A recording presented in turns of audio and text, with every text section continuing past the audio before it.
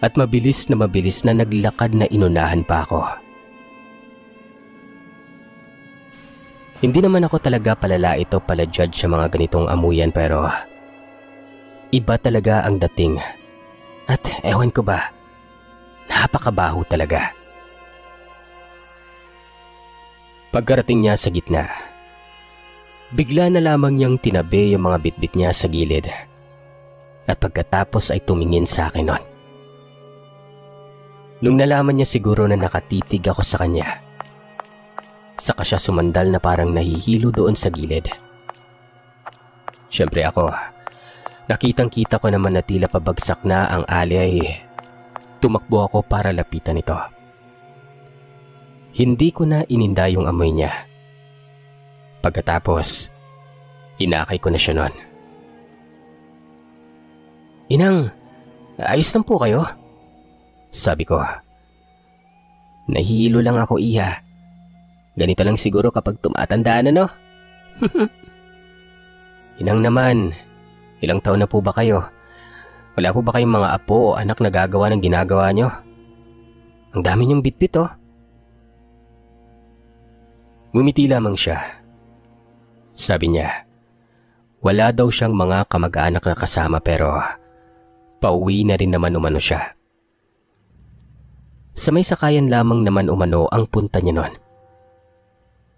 Gawa ng sa isang kanto lang naman ng sakayan ay inakay ko na siya. Ako na yung nagbitbit ng dala niya. At ang isang pagkakamaling ginawa ko ay sabihan siyang kumapit lamang sa braso ko nun hanggang sa makarating kami sa sakayan. Ginawa niya naman ito. Habang palapit na kami sa may sakayan, naramdaman ko na medyo humigpit ang pagkakahawak niya. Pagkatapos ay bigla na lamang akong nakaramdam ng tila ba'y may umihip sa tenga ko nun. Doon na ako nagsimulang makaramdam ng hilo. Biglang bumagsak yung mga mata ko na nawalan na ako ng wisyo kung nasaan ako. Kung sino ang mga kasama ko at kung sino ang mga tao sa paligid nun. "Inang, nahihilo po ata ako." Yun lamang ang tanging naaalala kong sinabi ko.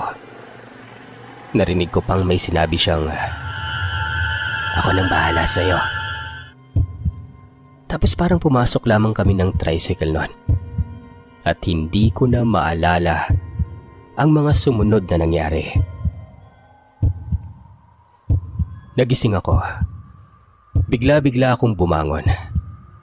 May halong pagtataka at panik akong nararamdaman nun. Nasaan ako? Nakahiga lamang ako sa may isang sofa na katabing-katabi lamang ng pintuan ng bahay. Ang bahay na ito ay hindi tapos. Simentado, pero may parting kahoy.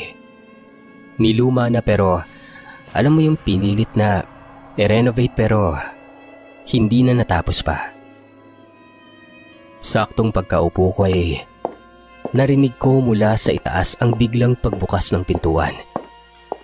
At maya-maya pa ay nagmamadali itong bumaba sa may hagdanan. Ito ang matandang hinatid ko sa may sakayan. Sabi niya, nawalan nga daw ako ng malay pero imbis na dalhin ako sa ospital ay inuwi niya na lamang umano ako. Sa kadahilan ng wala din siyang dalang perang pag dinala ako sa ospital noon. At isa pa, hindi niya rin alam kung saan ako nakatira. Hindi niya nga daw nakuha yung pagkakakilanlan ko.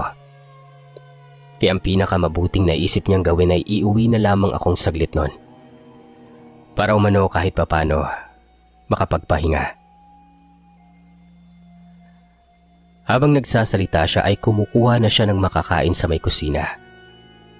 Lugaw na merong malunggay. Masarap ang pagkakaluto ng matandang pangalanan na lamang nating Inang. Ang dami naming pinagkwentuhan ni Inang at sa hindi malamang dahilan ay naikwento ko sa kanya ang pinagdaanan naming mag-asawa. At nang umabot na yung patungkol sa upa na problema namin noon, tila ba biglang nagliwanag ang mukha nito.